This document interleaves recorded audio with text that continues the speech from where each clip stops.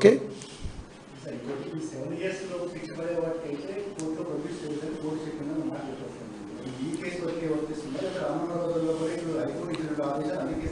అన్నిటికీ వర్తిస్తాయి. This is the judgements given by high courts. ఇందాక నేను చదివినటువంటి హైకోర్ట్స్ ఇచ్చినటువంటి జడ్జిమెంట్స్. నేను ఇందాక చెప్పాను మీకు,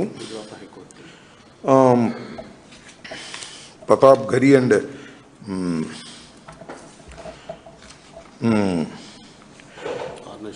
అర్నీష్ Kumar versus state of Bihar, అలాగే ప్రతాప్ గది వర్సెస్ స్టేట్ ఆఫ్ గుజరాత్. ఈ 2 కేసులు ఫాలో అవుతున్నారు. Throughout the India is following.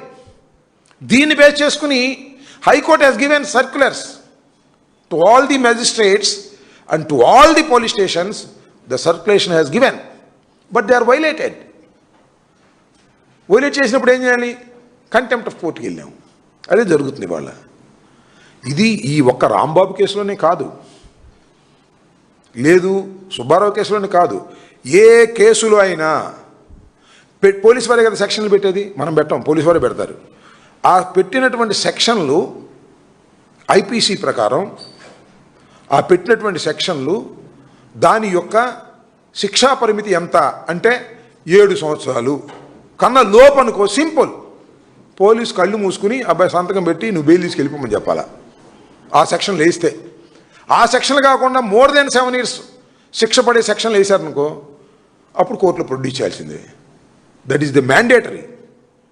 ఇది కూడా మ్యాండేటరీనే. కానీ ఈ మ్యాండేటరీని కూడా వైలేట్ చేస్తున్నారు పోలీసులు. వాళ్ళని కంట్రోల్ చేయాల్సినటువంటి బాధ్యత ఉంది. డీజీపీ కంట్రోల్ చేయడు, చంద్రబాబు నాయుడు గారు కంట్రోల్ చేయరు, హోంమంత్రి గారు కంట్రోల్ చేయరు. ఎవరు చేయాలి? ఇంకా అల్టిమేట్ న్యాయస్థానాలే కదా. అందువల్లే న్యాయస్థానాలకు వెళ్ళవలసిన అనివార్యమైన పరిస్థితి వచ్చిందని ఈ సందర్భంగా చెప్పదలుచుకున్నాను. ఓకే.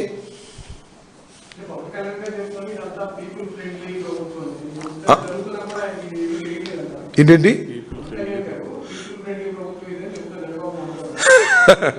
ఇప్పుడు పవన్ కళ్యాణ్ గారికి ఇప్పుడు అదేదో ఒక సామెత ఉంది బ్రదర్, నిద్రపోతున్న వాడిని లెగ్గొట్టొచ్చంట. నిద్రపోతున్నట్టుగా నటించేవాడిని మనం ఏం లెగ్గొడతాం? తెలిసినోడికి తెలవనోడికి చెప్పొచ్చు, తెలిసి కూడా తెలియనట్టుగా, విని కూడా వినట్టుగా ఉండేవాళ్ళని మనం ఏం చేస్తాం? పవన్ కళ్యాణ్ గారిని ఏం చేయాలి నాకు అర్థం కాల. ఇంత బ్లెండర్స్ జరుగుతుంటే పవన్ కళ్యాణ్ గారు ఇది ఫ్రెండ్లీ గవర్నమెంట్ అంటే ఏం చెప్పాలి? ఎక్కడ ఫ్రెండ్లీ గవర్నమెంటు?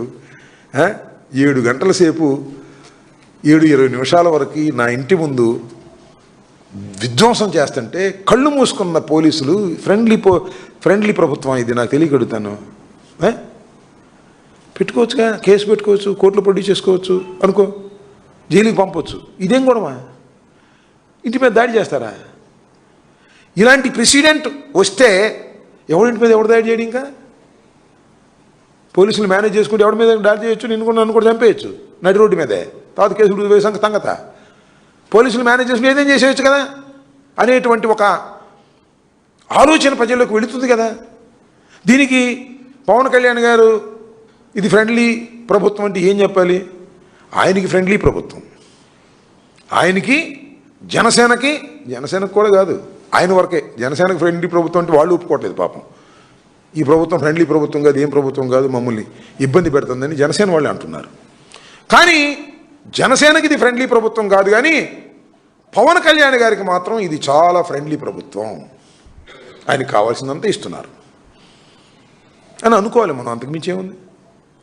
ఆయన ఫ్రెండ్లీ ప్రభుత్వం అంటాడు, అసభ్యంగా మాట్లాడినందుకే దాడులు జరుగుతున్నాయి అంటాడు. ఏం మాట్లాడి నాకు అర్థం కాల. పవన్ కళ్యాణ్ గారు అసభ్యంగా జరుగుతున్నాయి కాబట్టి దాడులు జరుగుతున్నాయంటే, వెనక రాయలసీమలో ఒకటి ఉండేది, మా నాన్న చంపారు వాడిని చంపాలని వాళ్ళు. అది న్యాయమా? మా నాన్న చంపాడు అంబటరాంబాబు వేసేస్తాం అని కొడుకులు బయలుదేరేవాళ్ళు. అది ధర్మమేనా? ఇదేంతేగా. అసభ్యంగా మాట్లాడి కొట్టమన్నాడు పవన్ కళ్యాణ్ గారు. అసభ్యంగా మాట్లాడి కొడతారా? అసభ్యంగా మాట్లాడిన వాళ్ళందరినీ కొడితే లాండ్ ఆర్డర్ ఉంటుందా? పోలీసులు ఎందుకు? మా నాన్నను చంపితే నేను వాళ్ళ నాన్నను చంపితే ఇంక పోలీసు ఎందుకు? ఆటవిక సమాజమే కదా. దీన్ని కూడా సమర్థిస్తాడు ఆయన. వాళ్ళ నాన్న చంపారా, వాళ్ళు మాత్రం ఏం చెప్తారు, వీళ్ళ నాన్న చంపారు, అంతేగా, ఏముంది, సింపుల్ అంటే. సో పవన్ కళ్యాణ్ గారికి ఇది చాలా ఫ్రెండ్లీ ప్రభుత్వం, ప్రజలకు మాత్రం ఇది దుర్మార్గమైన ప్రభుత్వం. చూశారు కదా ఈ ఇన్సిడెంట్. కానీ ఇంకేం కావాలి చెప్పండి నాకు? 31వ తారీఖు జరిగిన ఇన్సిడెంట్, ఆ తర్వాత జరిగిన పరిణామాలు కన్నా ఇంకేం కావాలి? లా అండ్ ఆర్డర్ ఫెయిల్ అయిపోయింది రాష్ట్రంలో అని చెప్పడానికి. ఊరినే తప్పనొచ్చి దాడి చేసి వెళ్ళిపోతే that is a different matter. పోలీసులు అక్కడ పారిపోతారు, that is a different matter.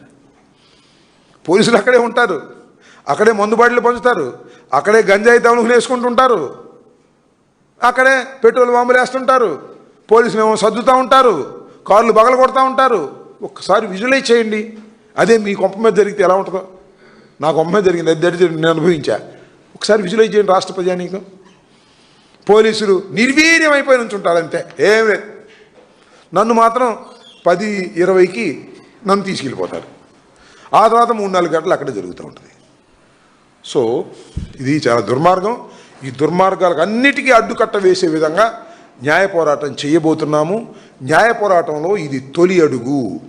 పోలీసుల మీద రిట్ ఫైల్ చేయటం, ఎవరైతే రిమాండ్కు పంపకూడని దానిలో కూడా పంపినటువంటి జ్యుడిషియల్ ఆఫీసర్స్కి సంబంధించి రిజిస్ట్రార్ గారికి కంప్లైంట్ చేయటం, ఈ 2 విషయాలు ఇవాళ చేయడం జరిగింది. అదే విషయాన్ని మీడియా ద్వారా రాష్ట్ర ప్రజానీకానికి, న్యాయ నిపుణులకి, న్యాయవాదులకి, సమాజంలో ఉన్న ముఖ్యులకి తెలియపరిచే కార్యక్రమమే ఈ నా పత్రికా విలేకరుల సమావేశం.